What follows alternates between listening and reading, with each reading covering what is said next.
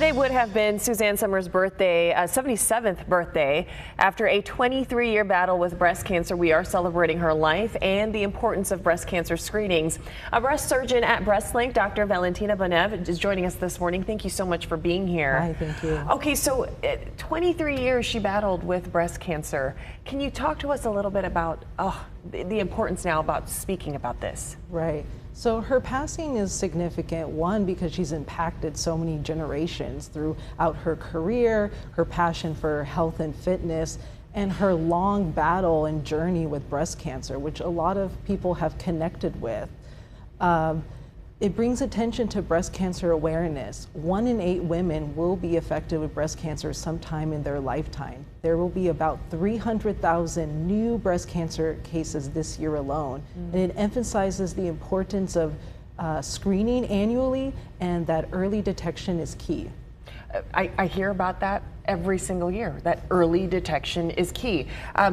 When we talk about early detection, I think of like the self-exams. That's important. As well as the mammograms. How soon should we start getting mammograms? Right. So for mammograms, national guidelines recommend women to start getting annual mammograms starting at 40 years old. Now, if you have a family history of breast cancer or you have a gene mutation associated with breast cancer, you may end up getting mammograms in your 30s. So it's important to talk with your doctor and check when you should actually start getting mammograms.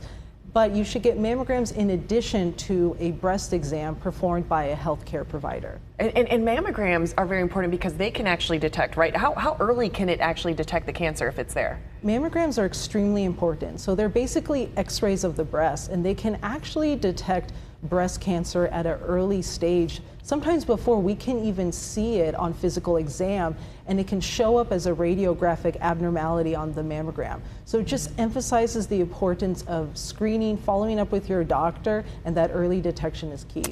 All right, well, you know what I noticed for Suzanne Somers specifically, she was a big proponent for hormone replacement therapy. Is that a risk factor when it comes to breast cancer? Right. So she promoted bioidentical hormone replacement therapy, which is plant-based hormones, specifically estrogen and progesterone. We make these hormones naturally, but as we get older, they decline. She took those hormones, as many women do, to help with menopausal symptoms. She said they attributed to helping with her youthful appearance and energy. However, they do have risks: blood clots, stroke, and breast cancer. So women who take hormone replacement therapy, including bioidentical hormones, are at risk for breast cancer, especially if they take it for prolonged periods of time. Okay. So for all women, and say they're watching right now, what are some of the signs that they can be looking out for that might be like early detection?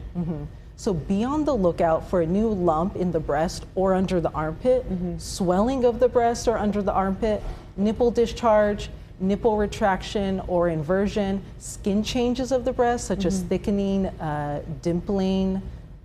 But so if we notice that, obviously we're going to talk to a doctor, but that's why I feel like you guys stress the importance of doing the self-examination so you're familiar with what you're looking for. I really encourage people to know what their breasts look like and feel like. So if there are any changes, such as the symptoms I just mentioned, to go get evaluated right away. Those symptoms don't necessarily mean you have breast cancer. They could represent a benign non-cancerous condition or a precancerous condition, but we need to make sure that breast cancer is ruled out.